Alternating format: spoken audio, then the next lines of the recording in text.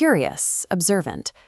Stand in the center of Berlin today, between the Holocaust Memorial and Potsdamer Platz, and you'll find a quiet neighborhood.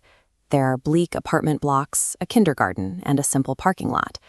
Decades ago, this exact patch of earth was the absolute physical center of the German Reich and Adolf Hitler's power hub. Plunge 8 meters beneath this mundane asphalt, and you hit thousands of tons of indestructible, reinforced concrete. This is the Führerbunker, the subterranean labyrinth where the dictator spent his final days. The physical legacy of the Third Reich is defined by this stark juxtaposition. A monumental history has been completely erased from the skyline, hiding quietly beneath the floorboards of everyday life. In 1938, Hitler commissioned his private architect, Albert Speer, to design the new Reich Chancellery. The mandate was to build a structure that projected eternal power, deliberately obliterating the modesty of the democratic republic that came before it. The exterior stretched for over 400 meters along Vossstrasse. Speer used hard edges and thousands of tons of stone, stripping away any human-scale ornamentation. The intent was simple: make anyone standing outside feel like an insignificant ant. Visiting diplomats were forced to walk 250 meters through a series of vast rooms to reach Hitler's door. The centerpiece of this journey was the Marble Gallery, a 146-meter-long corridor designed to induce a psychological tunnel effect, draining a visitor's confidence with every step. The door to the Chancellor's office was 5 meters high. Inside, the cavernous room covered 400 square meters. Every piece of furniture was absurdly oversized, anchored by a 3.5-meter desk adorned with a carving of Mars, the god of war. Speer hadn't built a workspace. He had built a performance, a theatrical stage set, and an architectural weapon designed solely to overwhelm the human mind. Because Speer's sprawling halls prioritized intimidation over logistics, the civil servants tasked with running the country found themselves lost in a massive, unworkable shell. It was a maze of dead ends, where actual administrative work was nearly impossible. The geographical counterpart to this mess was located hundreds of miles south, in the alpine village of Stengegasse, outside Berchtesgaden. This was the Little Reich Chancellery. Instead of an imposing stone monolith, this complex was a wood and concrete structure built in a traditional Bavarian style. To a passerby, it looked exactly like a quiet, rustic alpine hotel.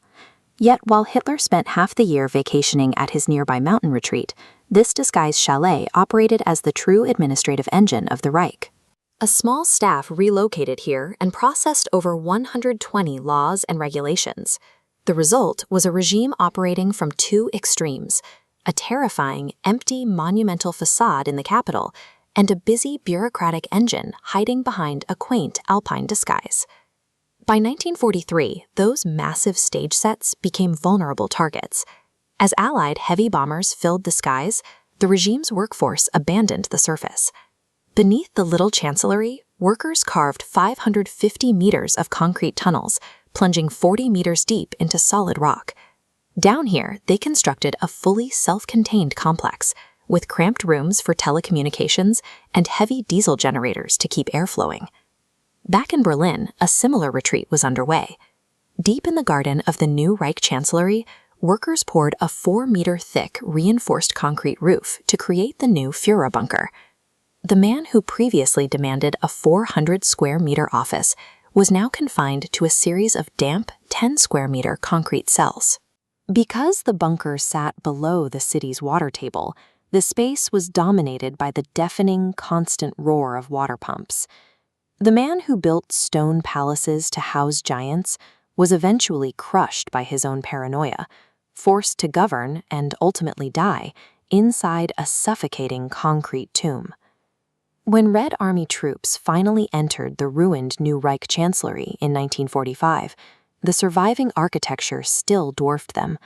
Soldiers wandering through the debris looked like tiny insects against the shattered columns and massive doors. The Soviet authorities recognized the psychological power the site still held. To ensure these buildings never became a place of pilgrimage, they ordered the systematic demolition of the entire complex. Before the walls came down, the monumental artifacts were taken as war trophies. Massive bronze Reich eagles, weighing over 500 pounds, with wingspans stretching over 9 feet, were unceremoniously ripped from the walls and carted away. The regime had promised a 1,000-year Reich, immortalized in stone. Instead, the physical manifestations of that promise were entirely erased from the Berlin skyline in a matter of years. While Soviet explosives easily cleared the above-ground palaces, they failed against the heavily reinforced Führerbunker. The underground complex proved too resilient to blast apart, leaving it invincible beneath the dirt. Today, those indestructible concrete tombs in Berlin sit forgotten directly beneath modern residential housing and parking spots. Down in the Alps, the former Little Reich Chancellery survived the war entirely and is now simply used as a historic block of flats. The architectural structures meant to terrorize the world for a millennium could not survive the weight of history. Ultimately, they were swallowed whole by the quiet, mundane banality of everyday life.